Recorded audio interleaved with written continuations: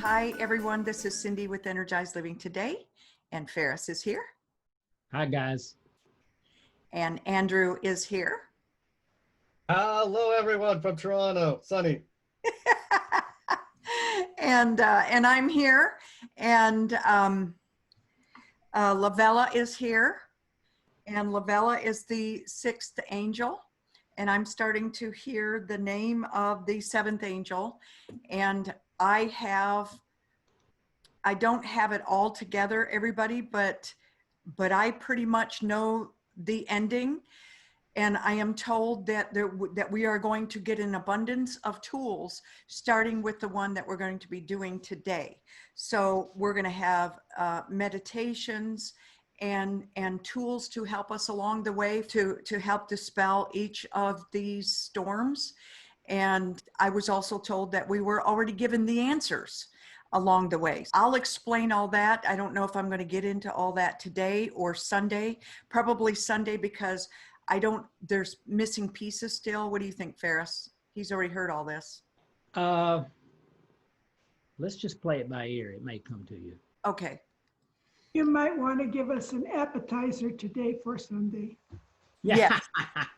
Well, definitely, because this is fascinating. And you know, y'all, what happens when I'm channeling is sometimes I do not know the language.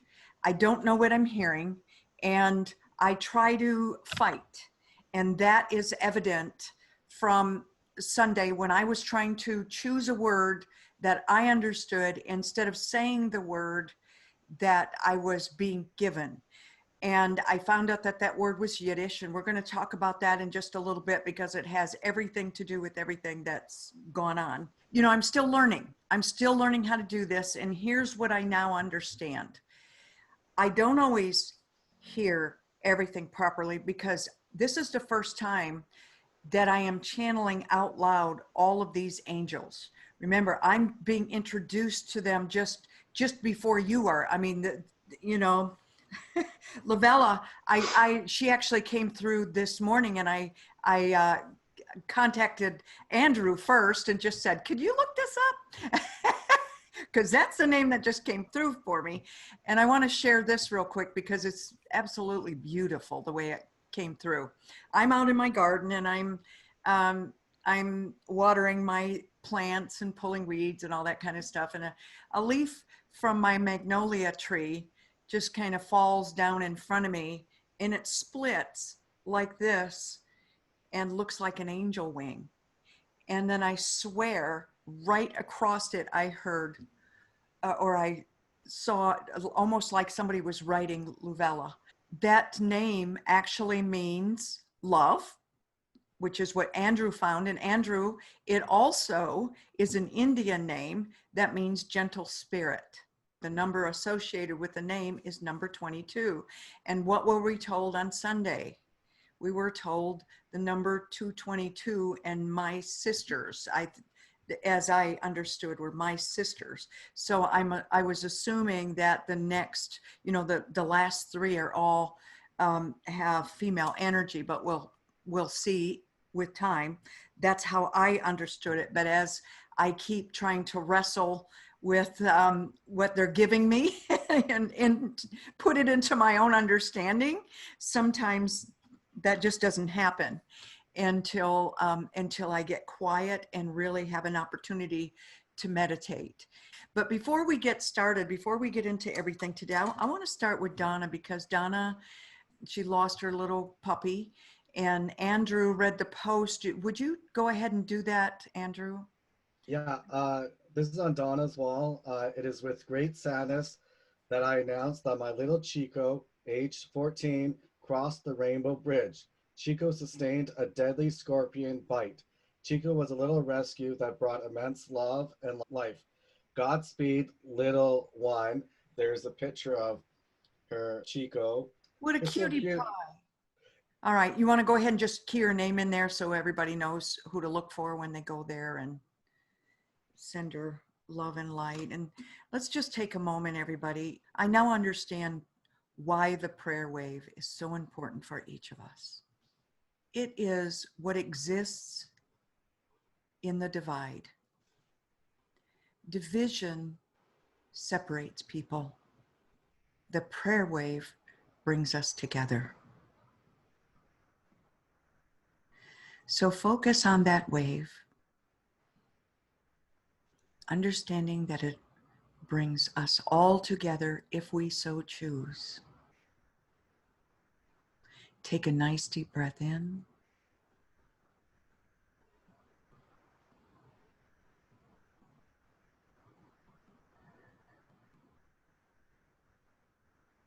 And again.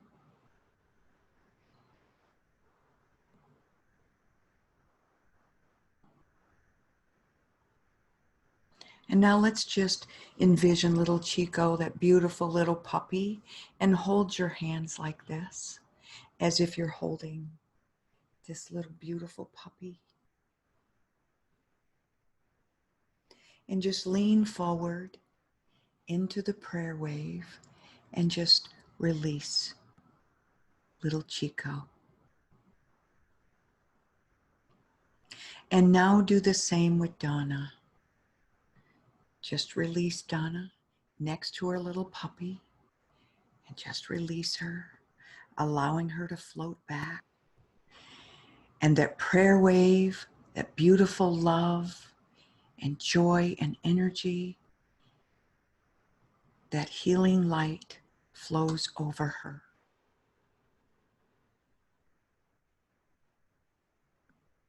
Chico, of course, is there in spirit, right next to Donna. At this point, she can only see little Chico as the way that he looked before he died. But in time, she will come to know him as light.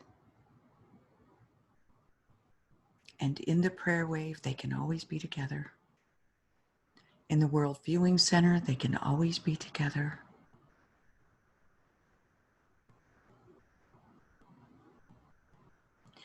And let's just take a moment and let that light wash over her and help her to heal.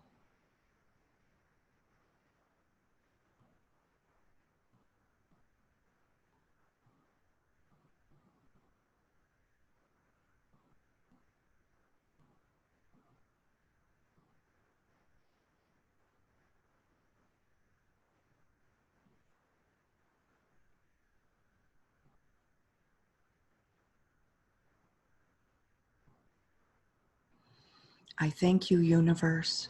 I thank you, God. I thank you, I am. I thank you, Spirit. I thank you, guides, for allowing us to take part in this beautiful healing prayer wave.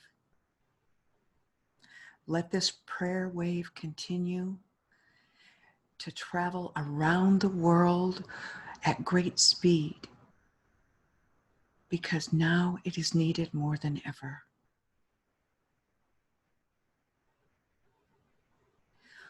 While the wave itself is gentle, the movement of how it expands is with speed, because that's what we need right now.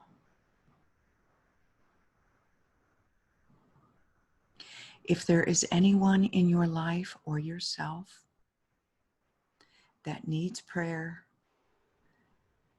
you can gently wave in and just wade in the water or the air, however you experience it, and just lay back and let that beautiful light and love and joy just wash over you or whoever you place in the prayer wave.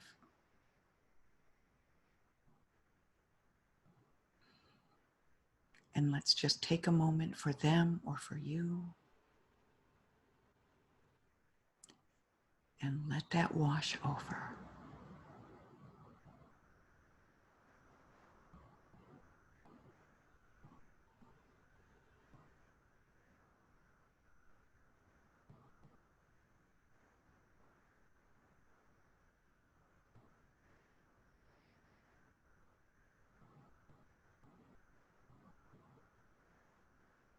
And now if you're not in the prayer wave yourself, go ahead and wade in. And just lay back and let it wash over you.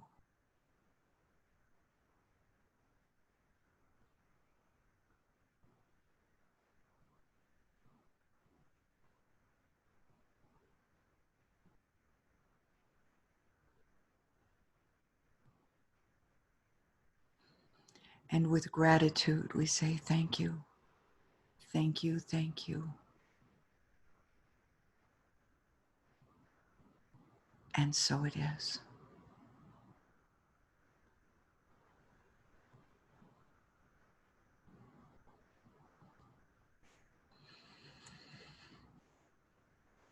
And you know, you can just leave your spirit there all day. Your essence, if you need prayer, just stay in the prayer wave all day long. There's been days like that, especially with Ferris and on the journey he's on. And even in my own clarity of the information that I'm getting, you know, I stay there for that purpose as well. And everything else in my life actually is pretty beautiful right now. And even Ferris, you know, he's getting answers and he's getting solutions. So I think that I think that's really important to remember. There are answers coming. Yesterday we went to the VA, and on the way there is when I started channeling more information. And Ferris, why don't you go ahead and tell them why you had to have a COVID test? I had to have a COVID test because I'm going to have surgery on my little old spot on my lung, which is a adenocarcinoma. All right. In other words, a lung cancer. Yeah, it's a spot. Yeah. as BJ said. And you had to have the test, that test before you could have the test. Thursday I have a pulmonary function test to make sure that my lungs are recovered enough from the previous surgery to handle the lung cancer surgery. And so before I had the pulmonary function test, I had to have the COVID test.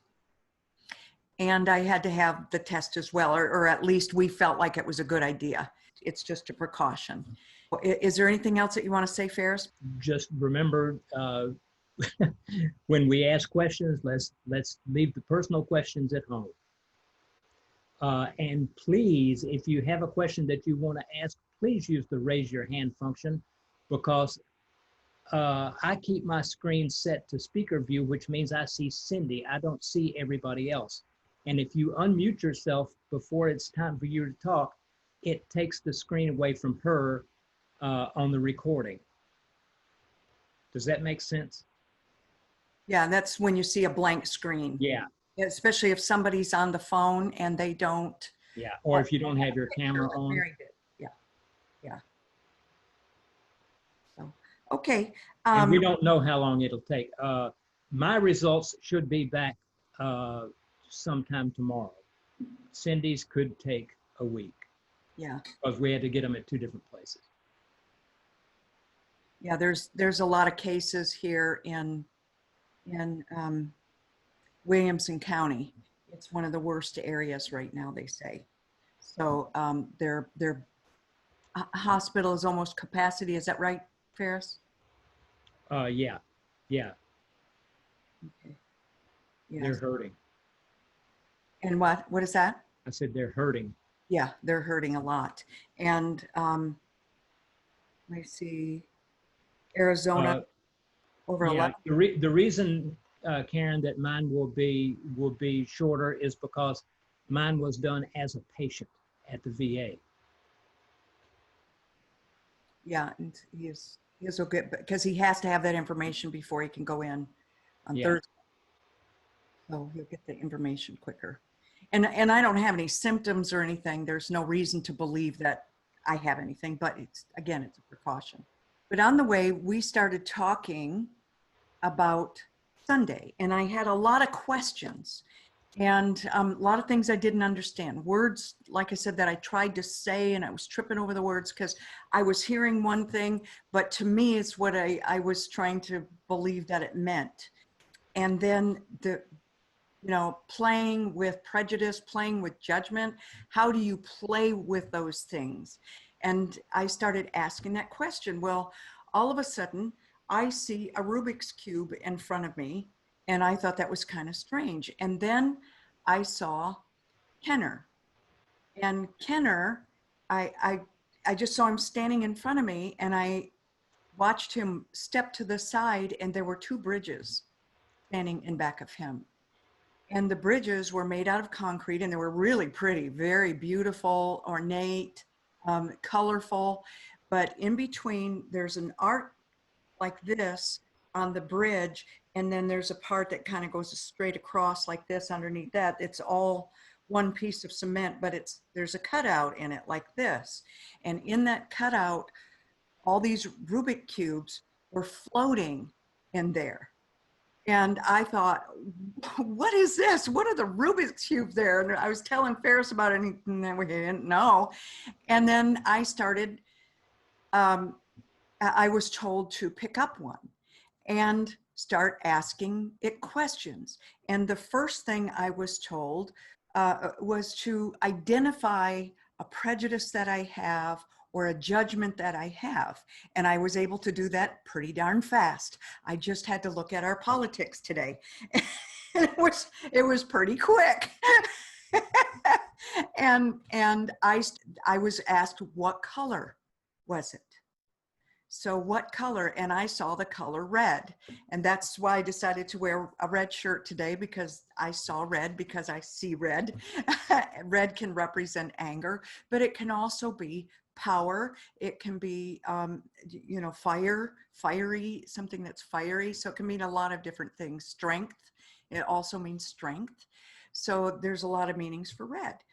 And so I saw the color red, and the Rubik's Cube, as I looked at it, it was all mixed up, and it said, okay, how do you get to the color red? And I started getting asked I was told to ask questions as I was arranging the Rubik's Cube. So I started with the President of the United States and my judgment there, and was asked, why do you judge him so harshly? Where else have you experienced that before? And I said, from my childhood. Your childhood, what did you experience? And each time I would click it until I had an answer. I couldn't click that Rubik's Cube to make the color solid. So I had to come up with an answer each time that I moved it. So, okay, who reminds me? I knew exactly who reminds me of his personality, and that bullying that you see, the bullying and the deceit and all of those negative things. Where did you experience that in your life? I was able to identify that person. How did it make you feel? Feel it. I had to feel it. And they said, before you move forward, you have to feel whatever it is you were feeling then. So I continued to play with it and just held it for a little bit. And I took some deep breaths. And then I was told, okay, now that you feel it, what does that feel like in your body? It feels heavy. It feels angry. It feels judgmental. It feels, there was all this negativity, and I just was told to allow myself to feel it. And then once I was able to feel it, I was told to, okay, let's just stop and say, what if? What if you could identify the age when that started? What would you feel? When was that? I said, well, I was very young. I was probably a year, maybe 2 years old when I started feeling that bullying behavior, started experiencing, probably much younger than that, since my sister actually painted me with tar when I was about 7 months old. And then she did all kinds of hateful things, and always did growing up. And then I was asked, once I answered that question, what if your mom or your dad stopped it at that point? Then what? What would that look like? Just let's play with the what ifs for a minute. What would that look like? Well, then maybe my sister and I would have had a real relationship. You know, like we could have talked instead of us being enemies all the time. Because I never could understand why she thought of me as an enemy. And so as soon as I answered that question again, I was able to click it. And okay, what if instead of putting that red color together, what if you look at another part of that Rubik's Cube? Let's switch it, and I turned it to the side and it was yellow. Okay, let's play with the yellow color for just a little bit. That's a little brighter color. So what if your dad, instead of laughing at what she did, he stopped it? Then what? What would have happened then? Well, then she probably wouldn't have had that behavior, right? Is that right? And I was able to click the Rubik Cube into place. And I kept asking these questions. And okay, what if when she took your Barbie dolls and she tore off the heads, or she cut off the hair, or whatever she did, you know, she used to torment anything that I liked, she would destroy. What would happen then? Well, then we could have probably sat on the floor and played Barbie dolls together. And we had the big Barbie house. So what does that look like to you, playing with your sister? What does that look like? Well, that looks like fun. That looks like joy. So what would the Barbie dolls say to each other? And I kept going through this, and I kept clicking to each question. And all of a sudden, I felt pure love and joy. And I was happy as we were playing together.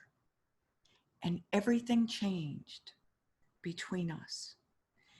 And that last color flipped into place.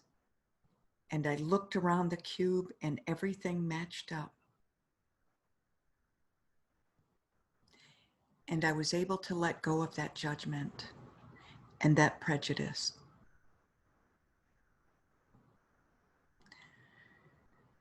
I started hearing Gabriel. And at first when I heard Gabriel, I thought of the angel, the Archangel Gabriel. And I thought, oh, am I going to be seeing Archangel Gabriel? And then I was told, no, Gabrielle Bernstein. And she is an author. And I bought a book of hers, audio book of hers, quite some time ago.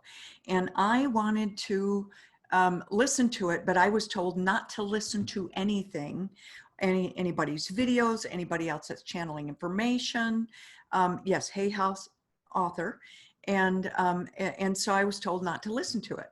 But I was told, get out the audio book and start listening. And I was doing some painting. We're redoing the playhouse, and we bought siding for it. It's now going to be a garden shed. and so I was painting out there, painting the siding. So just listen to her as you're painting. And so I did. And as I was listening, there was a part in there, she said, you know, whenever we're angry, we have to allow ourselves to really feel that anger, because until you feel it, you can't heal it. And she said, and then you take it and you start asking, what if? What if you felt this? And what if you felt that? And what if you could change those circumstances? And start having fun with it. Just start having fun with it and see what happens. And my mouth is dropping open because this is exactly what I had experienced that. And then the next thing she said is, and anytime you start getting information, always ask for confirmation. And I'm laughing out loud as I'm painting the siding. So, oh, you know what, Ferris? I forgot to bring up that card. I don't know if you could bring it to me. Do you feel like it? Do you have the energy, the one from Rika? I'll get it. Okay. All right. So I am in, outside, and I start getting information from Lavella. I'm not sure I'm pronouncing that right, the next angel. And I'm starting to get information and told how every one of the storms connect. And I'm getting more and more information and saying this was so interesting. And then I was told where to stop in the book, by the way. I'm not supposed to go through anything else in her book. I just had to listen to a certain point, and I was told to stop. I was also told to listen to the president's niece's book. And then I was told to listen to a certain point, and I was told to stop. And which, as she described the childhood and what was rewarded in the childhood, it all made complete sense because I experienced that in my own life with my sister. So I was getting confirmation all along the way. And after I had the experience with the Rubik's Cube, thank you, Ferris.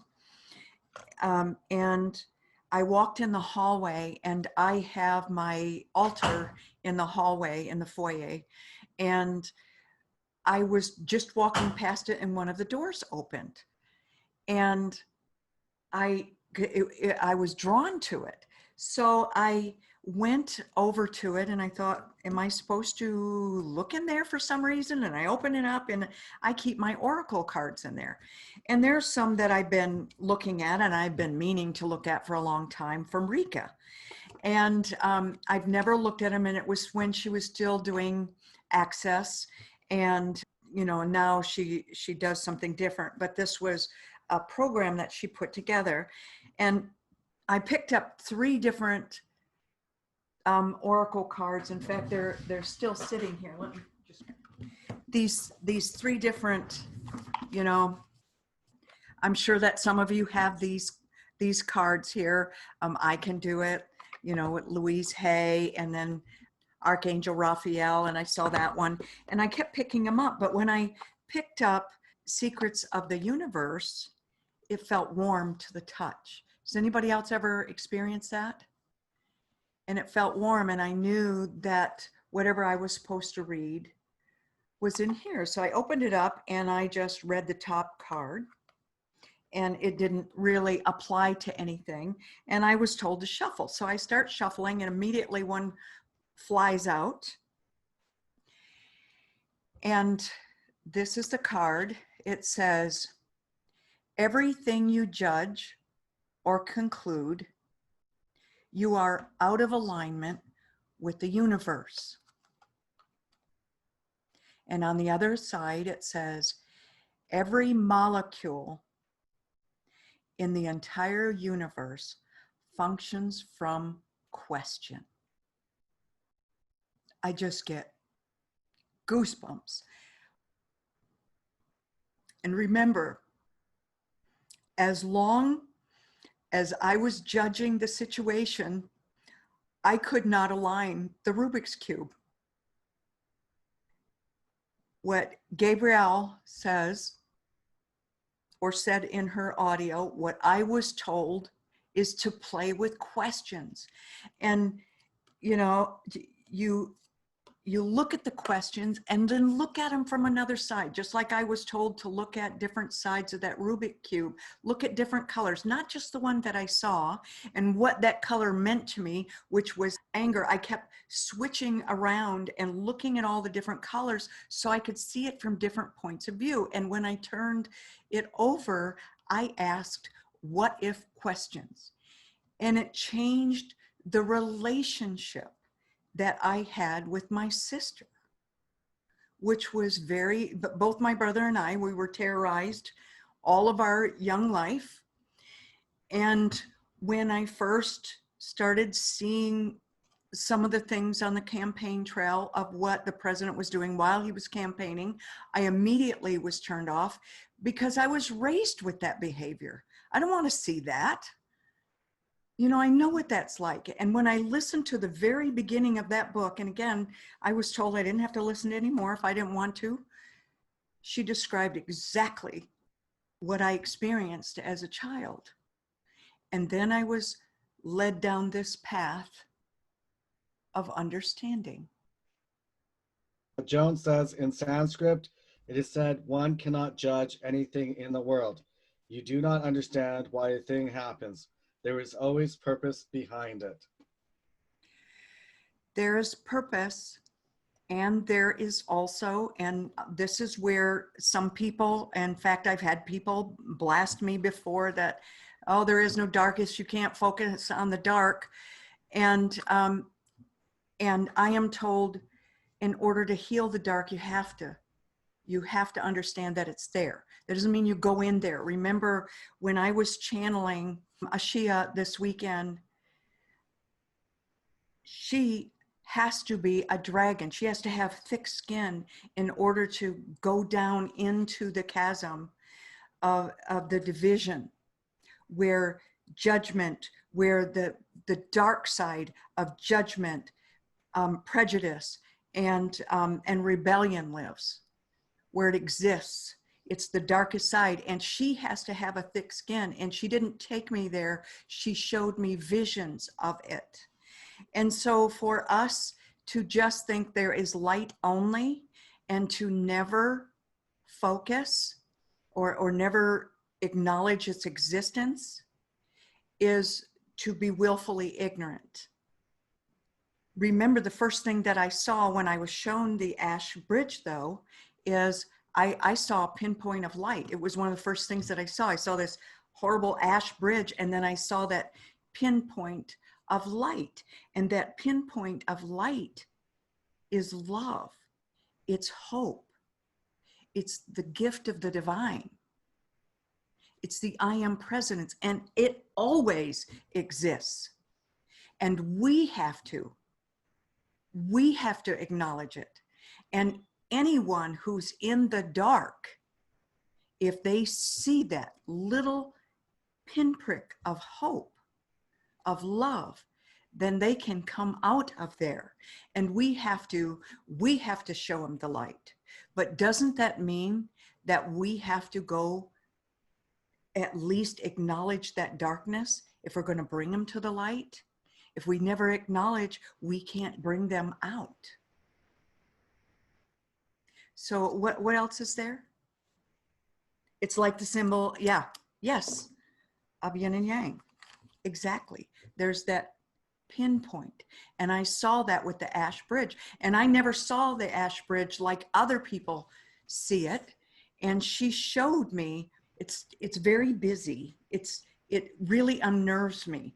It's too loud. When she showed it to me, it was so loud. I was doing this because I couldn't stand all the noise and the busyness and the flashing of all this different color. And it was really uncomfortable for my soul. And I feel that way whenever I go to Las Vegas. Gary and I went there for a race a few years ago, and it just about undid me. I couldn't stand all that noise and all that color. It reminded me of that, and it was so much. And what is interesting is once I started focusing on that light, that pinprick of light, all that calmed down, that color was gone. It was just that old ash bridge. And I could see the calm and feel the calm of that light in that darkness. And I could see the beauty of that light.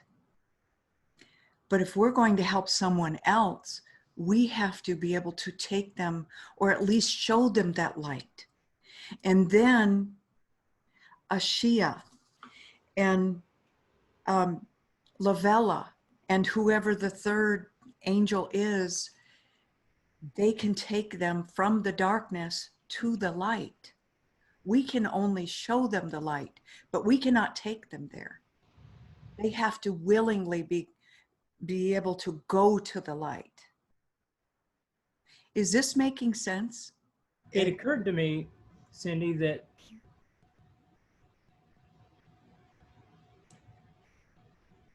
you were talking about acknowledging the darkness without having to go into the darkness. It's kind of like fighting a house fire. With few exceptions, and preferably those exceptions are by people who know what they're doing. You don't fight a house fire from inside by going into the fire. Does that make sense? It does. That's a great analogy. But you can't fight the house fire if you don't acknowledge that it's burning. Exactly. And I just thought it was, you know, I actually, when I first saw that she showed herself as this beautiful bluish color dragon, I thought, this is so cliche. I thought, this can't be right. And I kept trying to fix it. And I'm like, but that's, you know, it resists fire. It resists the hate, the anger, the judgment, all of the negativity, the rebellion for rebellion's sake. It resists that. It's fireproof. And as an angel, she can't go in there. But in this, you know, when she transforms, he can go in there. And Lavella, what they showed me is the two bridges. They're side by side, and they hold hands a lot. These two are very close and they hold hands a lot, which is why I kept getting information together. They're actually very close together. They're side by side and they actually join at one point. And they said, you can have judgment. You can have judgment without prejudice, but you can't have prejudice without judgment. Because judgment, we know, is discernment. But judgment as in to damn somebody, that's when the prejudice can come in. Does that make sense? So, yeah, and I'm gonna Andrew, forgive me. I'm gonna read what Joan just put here because it really hits home for me. But truly, we've forgotten that we've all been here at earlier incarnations. That's the journey to taste it all. Then we become who we are now, isn't it? So yeah, we've all, you know, we may think we're all light and goodness right now, but we've all been dark and badness before too, even though we're not all anything. when I first met Brian Weiss at a not Celebrate Your Life. I think it was I Can Do It conference. It was a Louise Hayes, one of her conferences, and we were in a big group, and he did past life regression. He said, make it light and easy. Don't try and do anything too deep. So he took us into this meditation and we went back in our lives, and I'm standing on this platform, and it is like a stone platform, and I'm looking out over this beautiful grassy area. There's a lot of greenery around, a lot of trees. I see some pyramids all around me, and the pyramids, you know, I'm really looking and going, this is beautiful. And the whole area was beautiful, and I'm standing there. I can't see myself and I don't see anything else. And I'm looking out, and all of a sudden I hear a noise, and a head rolls into a basket looking up at me, and it was my mother's head. And I realized that I was the one that cut it off. It was at that time that I realized that in a past life, I was an executioner. And in this lifetime, what has been the one thing that has plagued me since I was a kid? neck injuries. I've had one neck injury after another. When they went in to do surgery, when I broke my neck this last time, they said, you know, you broke your neck before. You have healing, you know, you can tell where it's been broken and healed before. I've had neck injuries my whole life. And once I started understanding that, I started having less pain in my neck, and I haven't heard it since, because I understood I'm here to clear that karma from that lifetime. So some people, you know, people talk about their past lives and how they were victimized. Well, for me, I understood I was the victimizer, you know, but I also understand that I didn't do it out of malice. It was my job. That's what I was supposed to do. Otherwise, I'd have probably lost my head. So it's just what I was supposed to do at that time. So I now integrated, yes, I have cleared that karma and integrated that. And so now I am here to understand the people that maybe in this life have done things to me along the way, and how I can help them integrate by going back and playing with my prejudice, playing with my judgment, just like she was saying, playing with it, looking at that Rubik's Cube. And you are each invited to go on that journey, to pick up that Rubik's Cube and to start playing with the color. What color do you see? And by the way, now I understand why you're so often a pain in my neck.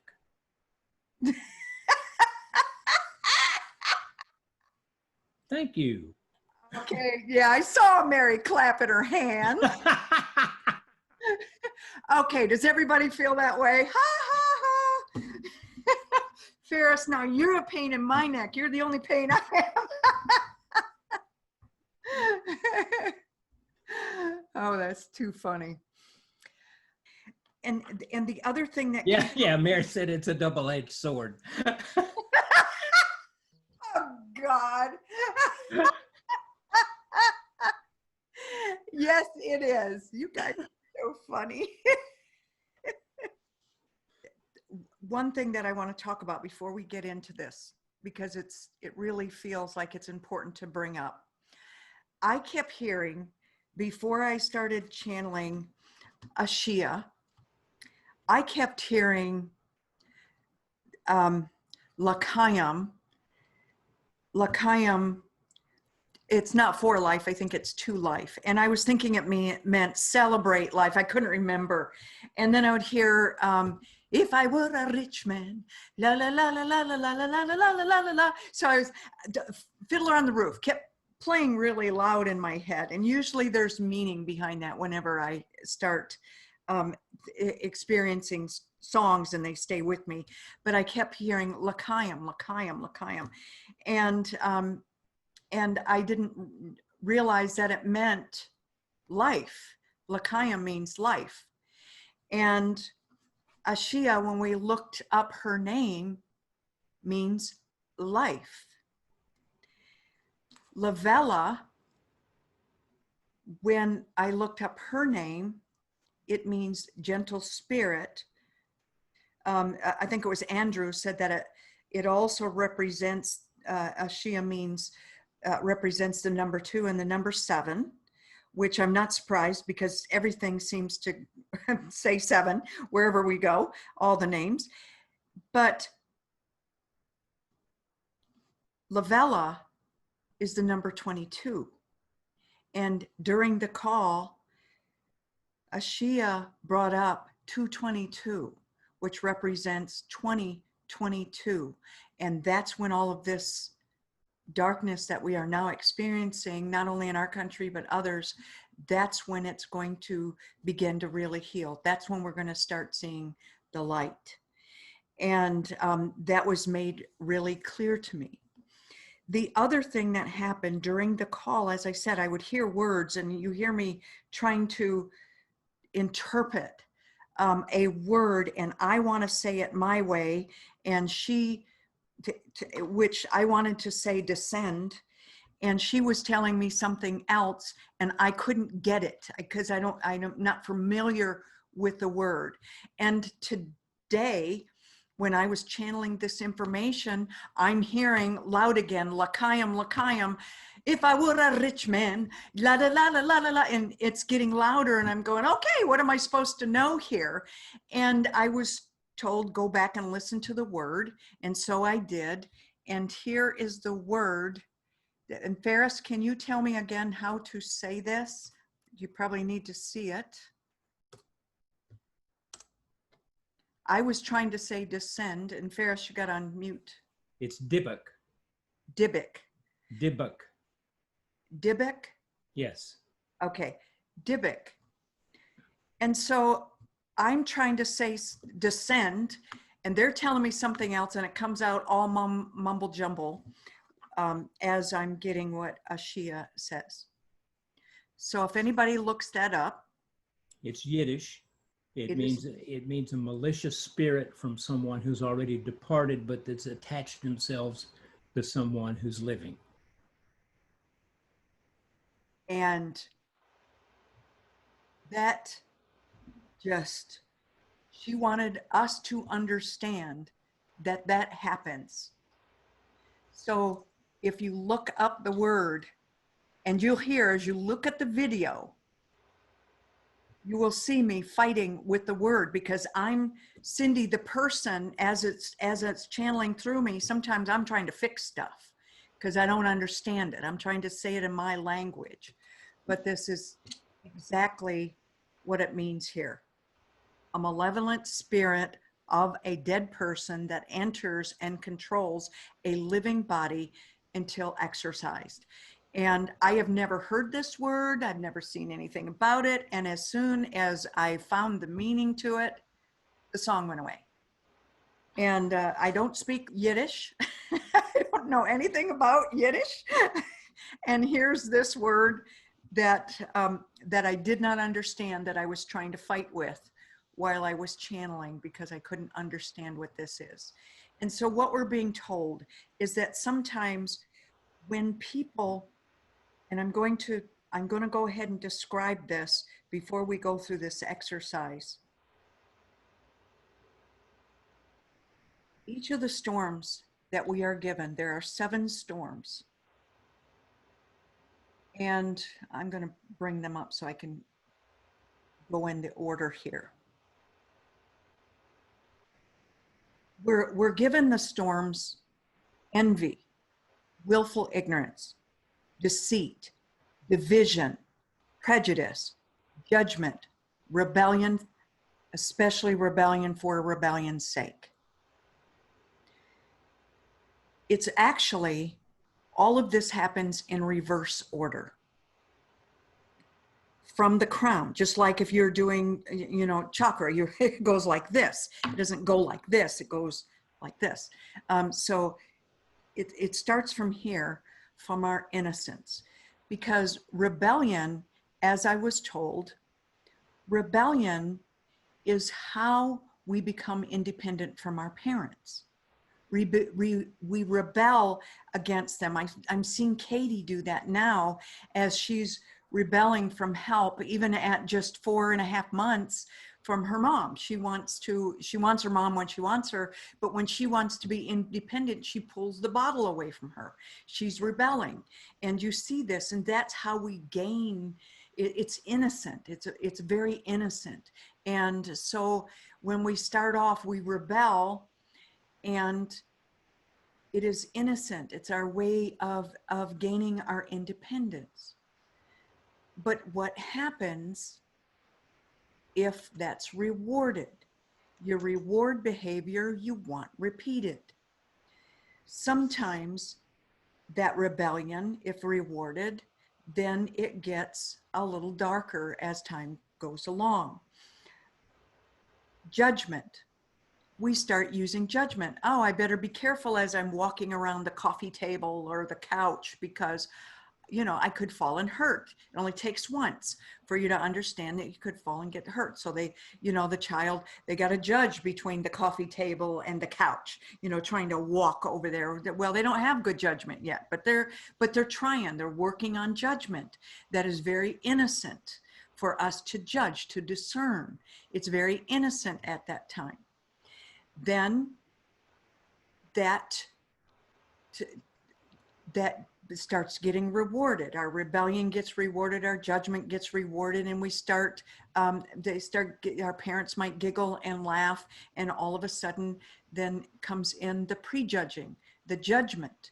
And as that prejudging, that prejudice becomes darker and darker, and our parents laugh, that's the point that causes the division.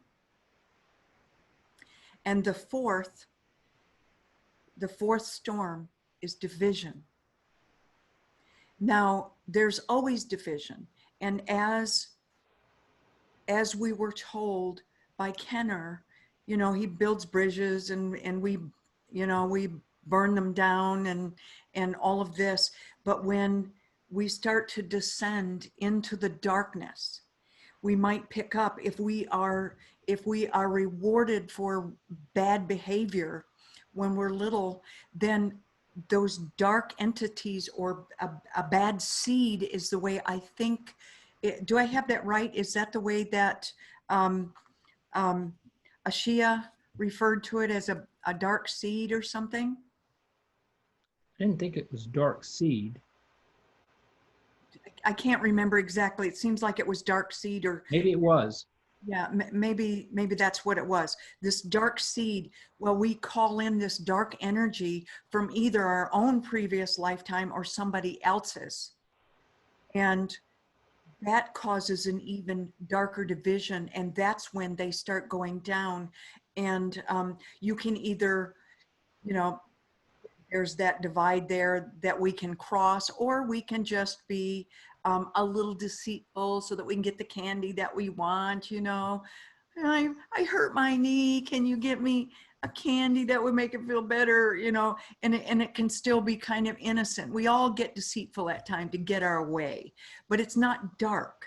You know, there's still light in there. We can still see that, the lightness in what we're doing. It's not an evil thing. Willful ignorance is when we choose to completely ignore what we see around us. We're blind. We're blind to the darkness of the world. We're blind that evil things do happen around us. Or bad behavior. We become blind to these things that are happening. And when all of these things, all this noise from being in this divide gets really great, that's when envy creeps in. And what does envy come from? Envy erupts from unfulfilled needs. So the need to be disciplined early on.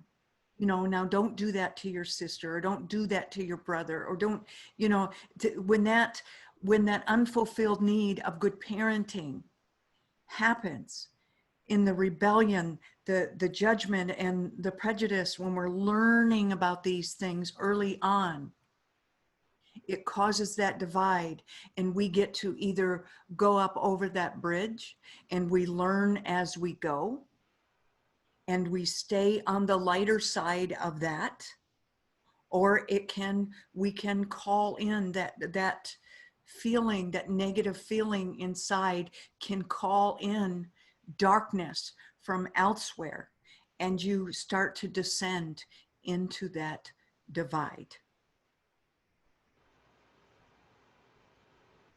So that is what I now understand about how each one of these storms connect with the other. It's actually one big storm. And these are all the 7 storms within that one big storm that can happen. And we can heal by this tool, by the Rubik's Cube tools of asking questions of the universe. Because look at the very first storm. What does it invite? It invites the absolute destruction of order. And what did this say about universal order? Everything's in order. All these things work in order. But when division happens, things are no longer in order. So we lose that order. And when we lose order, then we lose compassion, we lose acceptance, we lose unity. That's the division. We lose trust, we lose sight of wisdom, and we lose, truth. We lose truth, and then we lose our trust. And when we lose our trust, that's when envy comes in. So the answer to each and every storm we were given right away. To dispel envy, we have to learn to trust.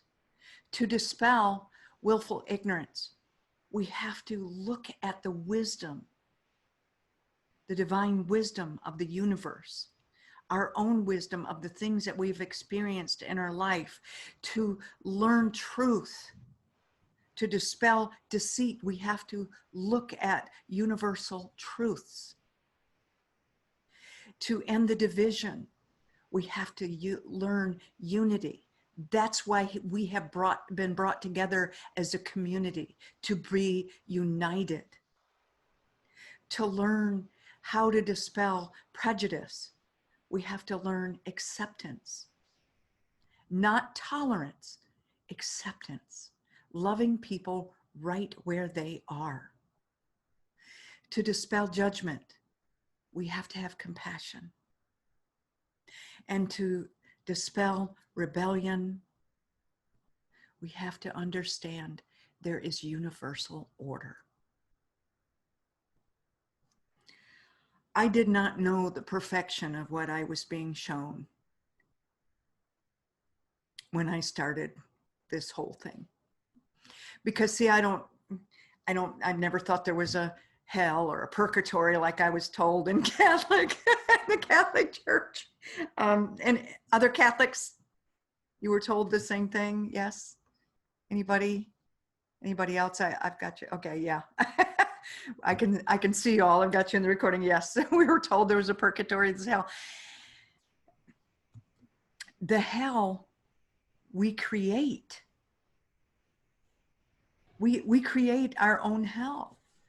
And, and the thing is, it all starts from innocence. The thing, my sister would do things and my dad would laugh. And I remember that. I remember I'm brought back to moments in my life that I have forgotten. When Dad stood Becky and I in front of each other. And I never would defend myself because I'm just, that's not who I am. I'm not going to hit somebody else. And she used to, her nickname was Soccer because she'd beat on us all the time. And Dad would laugh. And so one day, I think I was about 9 years old or so, and 9, 10, 11, right in that age range. And Dad stood us in front of each other. And he told Becky to put her hands behind her back. And he said, just hit her right in the schnozola. And if you hit her, then she's never going to touch you again, but you got to hit her. And so her arms are back like this, and I'm supposed to hit her. And, I rear back like this, and my hand comes forward, and I just did a light little tap on her shoulder like that. And Dad burst into laughter. Becky hauled off, and she hit me in the gut and just knocked all the wind out of me, and then took off running. And Dad just is laughing because it must have looked pretty funny for me to start with a punch and end up with a tap. So, it rewarded her behavior. And those are little things that as parents, we don't realize what it can do with a child and how that creates the divide in our relationships. And we can go back and we can look at those moments and we can heal those moments where that divide happens. And looking at that Rubik's Cube, you can look at those moments because we all have them. I am not unique in any way. All of us have those dividing moments where we can take one path or another. Some people choose the darkness and some people choose the light. I had dark moments in my life. Don't get me wrong. I went down dark for a while. I was mild-mannered Cindy became blunt woman for a period of time because I was angry about the abuse, you know, from my childhood, from my marriage and all of that. So I had my own anger moments that I've had to work through, definitely. But I always saw the light. And who is the very first angel? Who is the very first angel? What was her name? I was told Zenith, the high point. And then when I didn't like that name, I was told Zaya, which is light. It all is in alignment with the light. And we have to stay in alignment with the light. And that's how we heal our lives.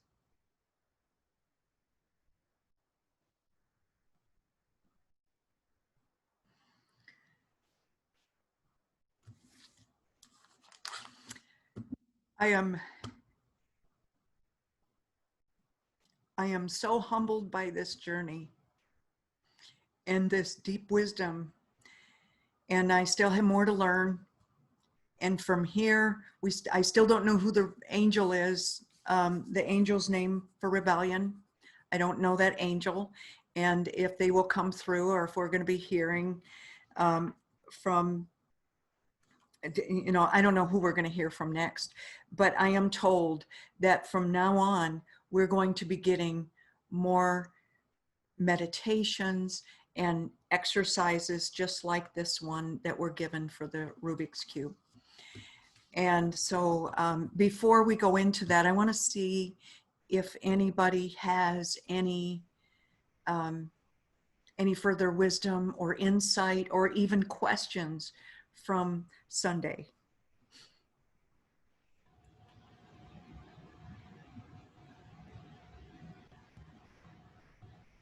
You want to go ahead and read those? No, I don't want to read those because it's going to give you a big head. Oh. Bernadette said, so grateful to be with you on this journey. And Mary M said, you're amazing, Cindy. And Linda said, Cindy, are you being groomed to be a preacher? I don't know what I'm groomed to be. Oh, no. I'm just open. I'm just open. And ever in awe. And I realize that when I let go and I don't try and control, and again, I invite you to go back and listen to where I'm stumbling over the words, trying to figure out, okay, descend, I'm trying to figure this out. And when I'm trying to control and when I let go and what just happens, what happens is you become like a child. And in the Bible, it says, to enter the kingdom of heaven or to enter the light as I see it, to enter universal truth or be in alignment with the light, however you want to say it, you have to be as a child. And that's the journey that I've been taken on because I'm just in amazement. Every time I see a new thing, I'm just like, oh my gosh, I can't believe this. I'm given this name. And then to find out it means this.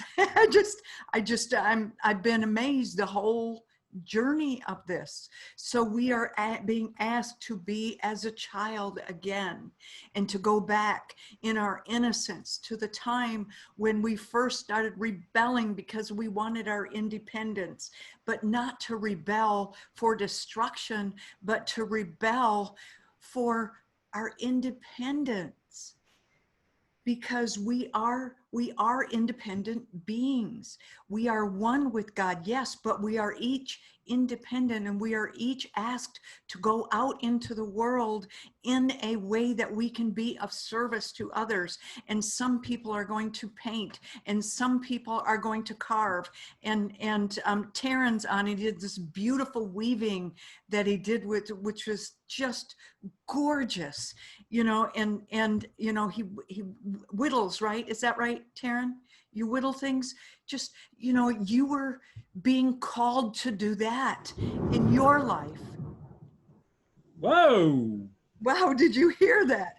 That's a God saying, yes, you got it. Yes, you got it. That was a confirmation. Yes, you got it.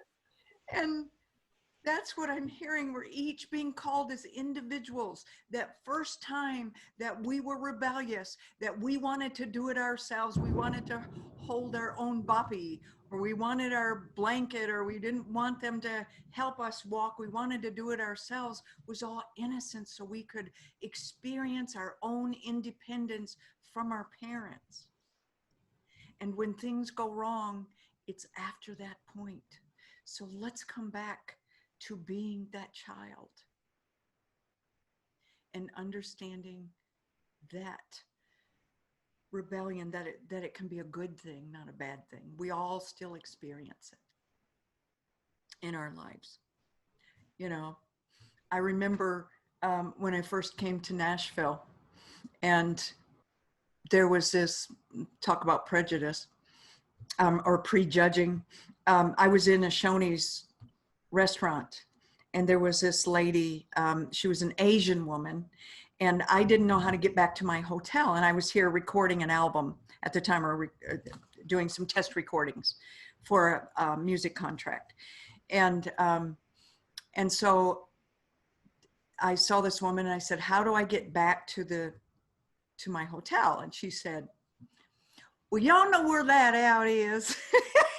I started laughing. I couldn't believe, I just didn't think this Asian woman would have such a strong Southern accent. And I started laughing. And she said, well, y'all know where that out is. You go out there.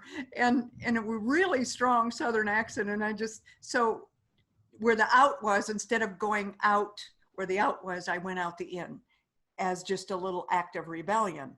And I remember that very clearly. Just because she said that, but it was so funny. So we do silly things like that in our lifetime. We judge in silly ways. I thought she would have an Asian accent. I know lots of Asian people. I didn't expect a Southern accent from an Asian woman. And I just remember that moment, and this brings me back to that. But it was an innocent prejudging of someone, because I was used to seeing, you know, people, or you know, you hear people in one way, and then out of the ordinary, you hear somebody different in a different way. And so you're going, wow, I prejudged that. But it's innocent. It wasn't harmful in any way. Going out the end, well, it could have been if somebody was coming in.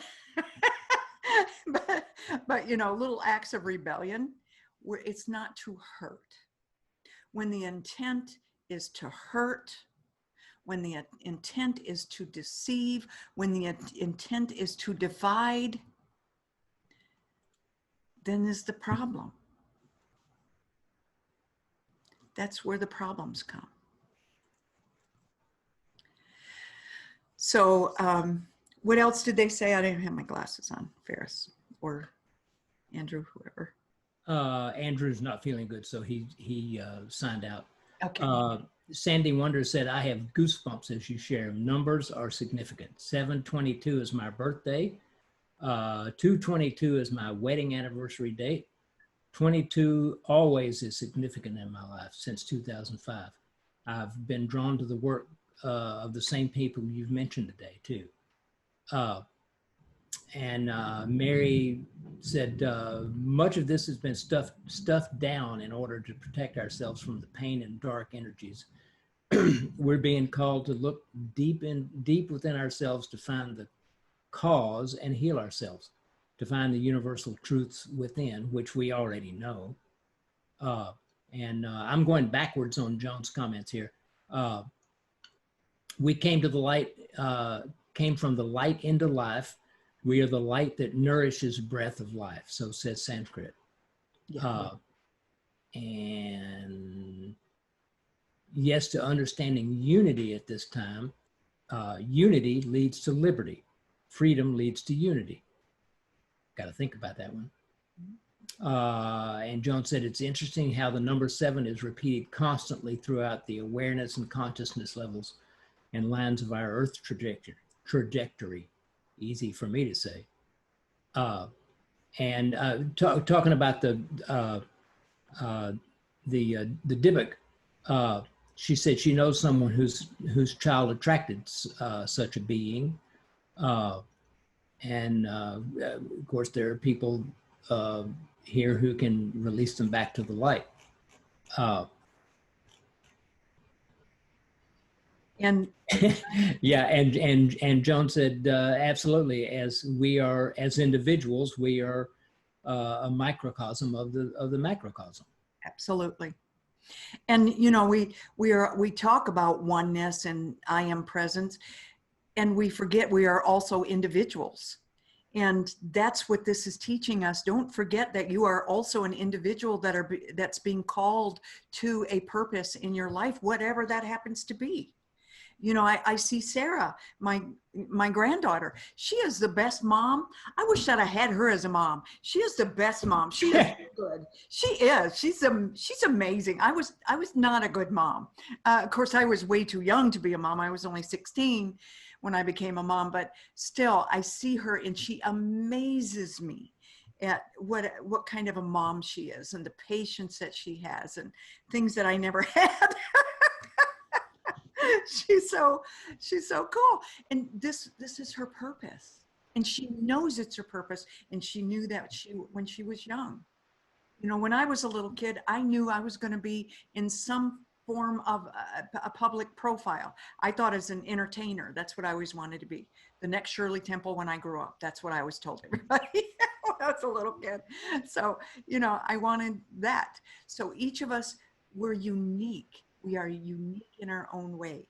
And we're being called to go back into our childhood, to our innocence. When that rebellion started, that independence of discovering who we are through rebellion, through innocent rebellion, and then start working where the division started happening in our life, where we were divided from our truth. And then we're able to heal. So with that being said, I want everyone to close their eyes.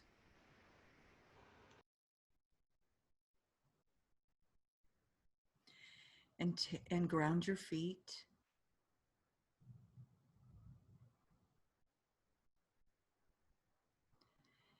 And just relax your hands and your body. And take a nice deep breath in.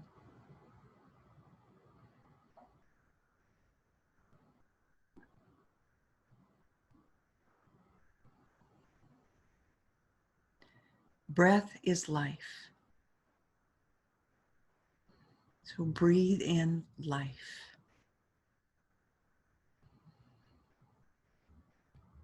And release.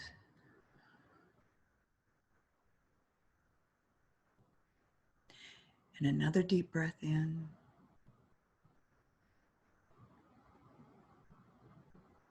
And release.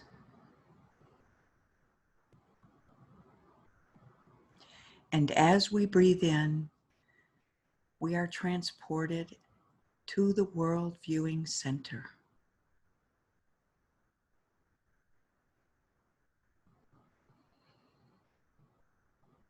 This is where we come to channel information. This is where we come to receive new techniques, new meditations. This is where we are completely 100% safe. This is where we can see the eyes, or see the world through the eyes of God. We are protected by the light brigade, by the archangels, by the ascended masters and your guides. Through our ancestors, they are here with us. So that whatever we experience here, we experience in the light. Nothing can hurt us, no darkness can enter. We are safe.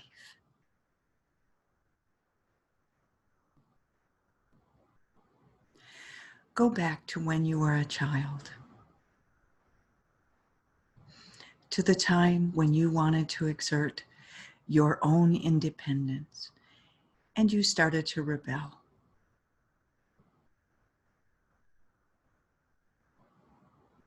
What happened then? What happened at the first time that you judged something, or you felt prejudice or prejudging? Did something happen there? Where did that divide start? Think about that time. And just spend a moment and look at that circumstance, whatever it is, that event in your life.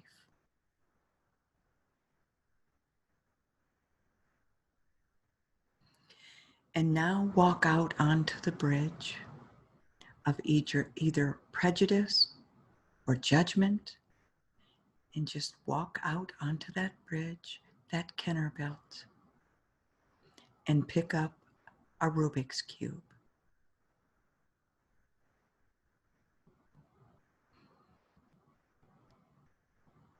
What color is the experience that you had? What color do you see? Turn your Rubik's Cube to that color. Keep in mind that that color can be any color, not just the common Rubik cubes that you see, for they can be violet and purple and orange and pink and whatever colors you choose.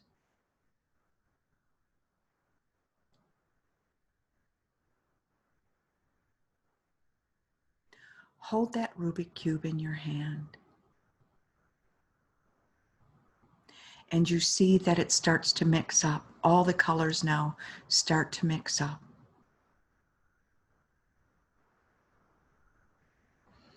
And as it mixes up, experience the emotions that you feel.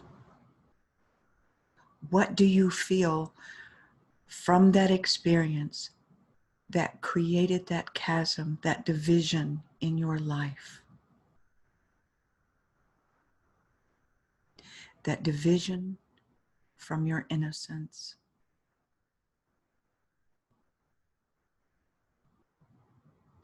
That division from being aligned to your truth.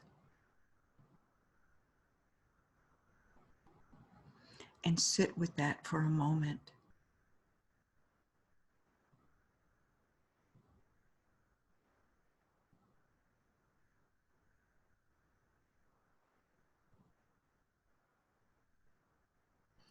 Allow yourself to feel.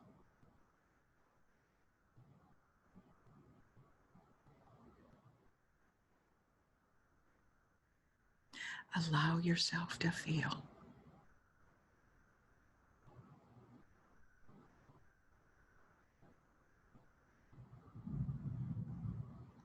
The first question is, why? Why did this happen? And hold up your Rubik's Cube as you answer that question. Why?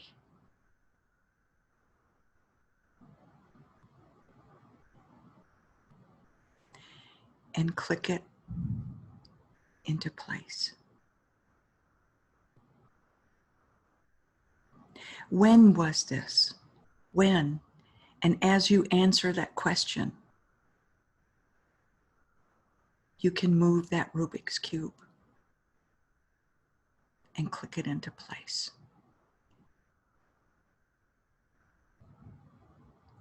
Who? Who was it? Who created this pain for you, this division?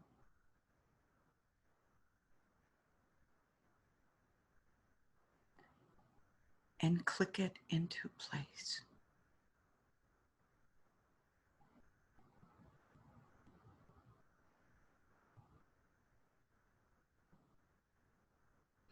Look around, all around that Rubik's Cube. Look at all the mix of colors that don't make sense. And you know you want to align with all those colors. Ask yourself any other colors that you need or any other questions that you need to answer before you move forward. And let's just sit with that a moment.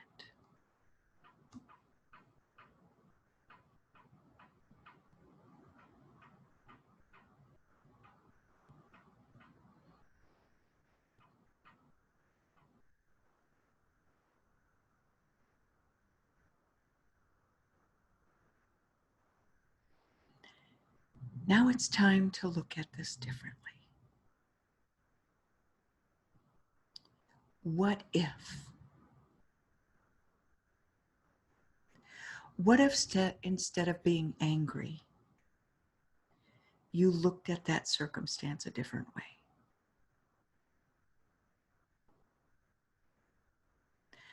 How would that be? Flip that Rubik's Cube around. See the different colors. How could you see it differently?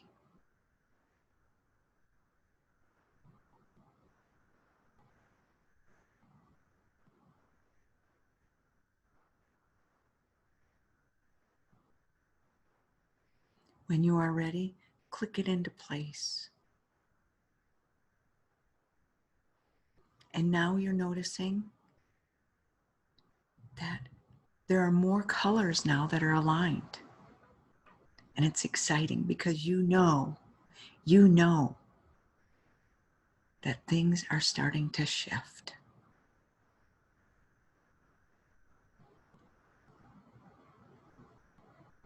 Instead of that situation happening as it did, what if it happened in another way? What would you have liked it to be? Take a moment and envision what you would have liked it to be.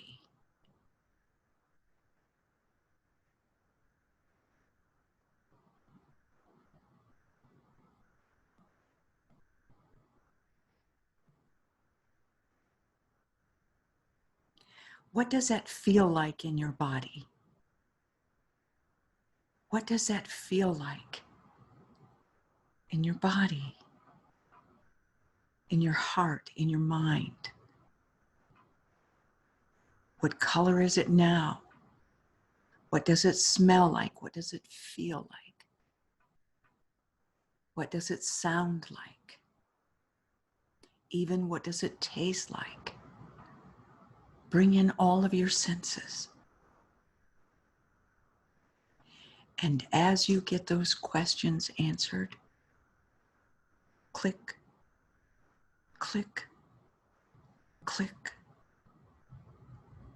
click. Realign that energy.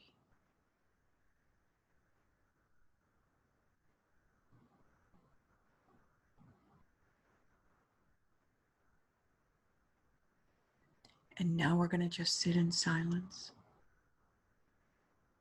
As you finish aligning the Rubik's Cube, asking any other questions you want to ask, playing what if? What if?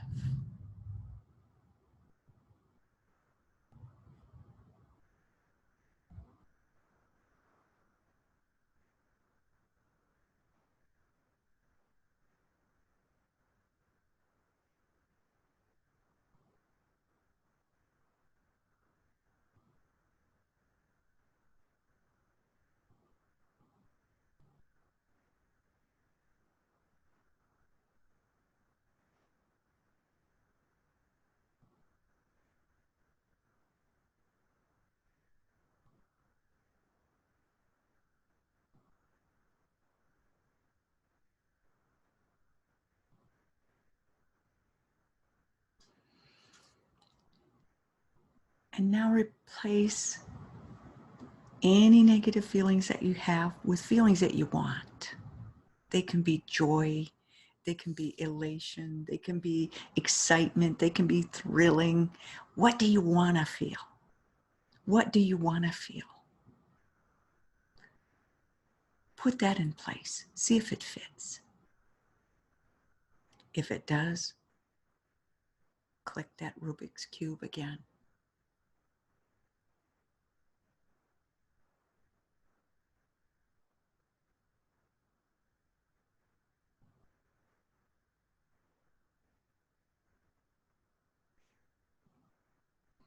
As you continue to click it into place, and it's okay if it's not perfect when we leave this meditation, because you can come back to it and work on it a little more, because sometimes those things, to shift them, takes a little extra time.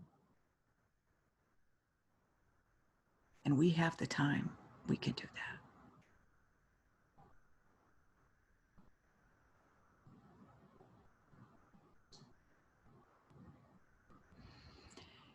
Take that Rubik's Cube with you, because as soon as you took that one, a new one appeared in its place. That one's yours. Carry it with you.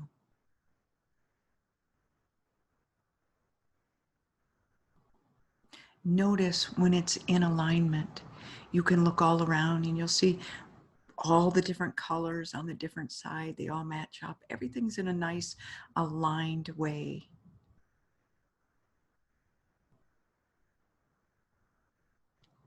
And when you feel confusion, when you feel anger, frustration, or fear,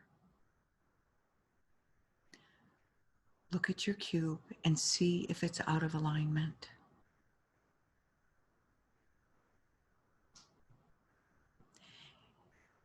And if it is, that's the time to start playing with it again.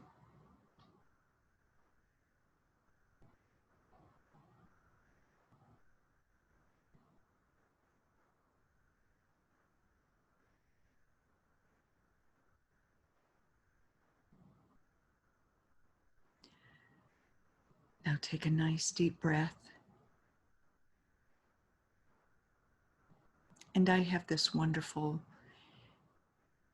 big pocket that I carry these tools with me into the physical world.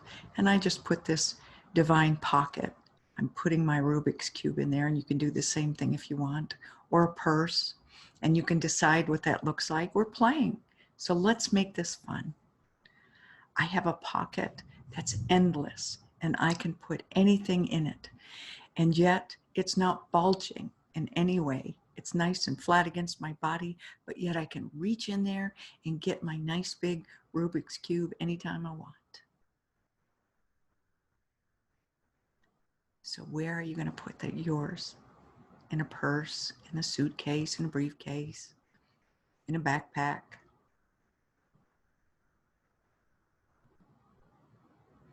Take another deep breath and bring that, whatever that is for you,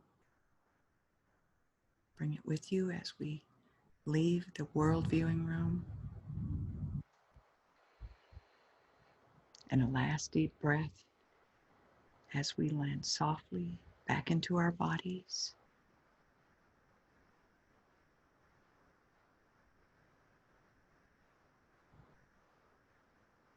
Start to move your head and your shoulders and your hands.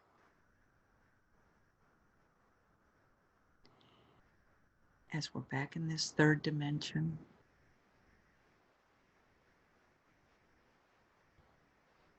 And open your eyes.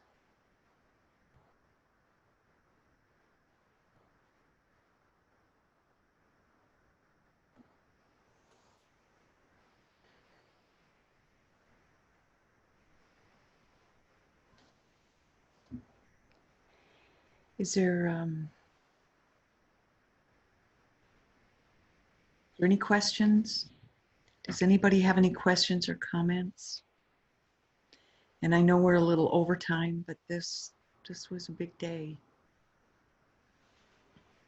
Well, I couldn't do any of that. I couldn't even do the first thing that I could never find a moment of the kind that you spoke of. There probably is one somewhere, but I couldn't find it. And if it's not there, then it's possible that you were one of the lucky ones. Anyway, And it can be big and small, big or small. Remember, it doesn't have to be huge. You know, for me, it was something, it definitely was something that fueled me. And I realized, you know, in examining it, Karen and everybody, that it's because of what I experienced that I see the world as I do today, and what guided me to be a defender of the truth and the light, and to go out there and be an activist. I was being taught at a very early age how to do these things, you know, a little step at a time. So, and anyone else? Cindy Weber said, thank you. And then Linda said, thank you. I couldn't find the answer to the why. And I think expecting an answer right away might be trying to push it. Sometimes it is, and that's why we keep going back, and that's why Ashia told us to play with it, play with the judgment, play with the prejudice, play with whatever that emotion is, play with that to find your answers, and look at it from different perspectives. And just to take pressure off of folks, I have a confession to make. I had a moment of willful rebellion, and a playful willful rebellion, because when you said, if you know, when the anger hits, when you feel that anger, my response was hit them with the cube.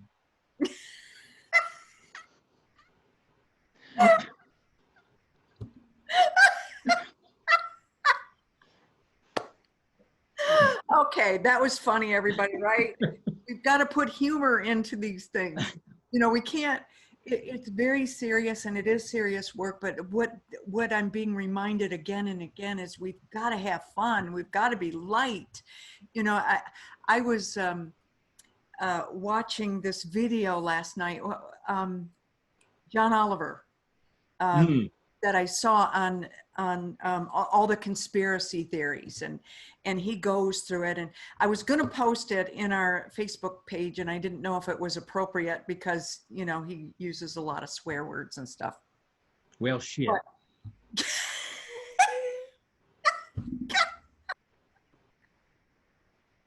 and Ferris is here for the laughter. He's and when I saw it, he did a beautiful job of explaining how people can be pulled into these conspiracy things, and you know, and he does it with laughter and lightness.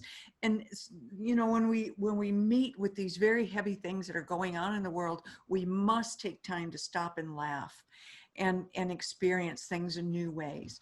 And that's why, again, Ashia said, we've got to play with these things. We've got to look at them from different perspectives. You know, you look at a little kid, and, you know, Katie isn't doing it yet, but, you know, the little toddlers, and they lean over and they look between their legs, and they look at the world between their legs. For those who do yoga, you do that all the time. It gives you a new perspective. You're looking at things differently. It's a way of playing. And they, you know, they do it. They, you know, look upside down, look through their legs so they can see life differently. And then the kids will pop up and they'll just laugh, and they think it's just the greatest fun. So we can do that too. And so I invite all of you to find the laughter this week. And I'll meet you on Friday. I'm going to be writing diligently, and I know there's more to everything that I shared today. Please go back and listen to this again. If you get insight, I ask you to please either post it or send it to me or share it. You know, on Sunday, I don't know what we're going to be doing because I was given a huge download today on how this all connects for us. And so let us know. And Cindy, one last thing for Taryn, if you can't find a Rubik's Cube, pick up a stick and start whittling. There might be a spoon inside. There you go. I love that. That's great. These are just some of the tools that I'm getting. And again, I'm asked to, you know, or told that more and more like this are going to come. This is just one. One of these are going to connect with you. And take whatever tool that connects with you, that feels right for you, and use that. It's, yes, Mary says, one step at a time, one tool brings in more. That's exactly right. And we've been given some nice tools along the way, but I'm told there'll be more that go with this. And I kept saying, but where's the tool? See, that's my anxiousness. Did anybody else feel that way? Yeah, but we're supposed to dispel the storms. Where are the tools? How can I do that? We rush before we understand. And we're being told, be patient and understand. And then when you use the tools, they will be more effective. So there you go. And with that, let's just open up everybody. And thank you so much for being here today. I love you. I hope that this was insightful for everyone, and everybody. Thank you. Thank you. Thank you, Sandy. Thank you, Always, Eris. Thank you. Thank you, Sharon. Bye-bye. Everybody. Love you guys. Bye. See you all Sunday. Have a Bye. good Bye. Sunday. Bye.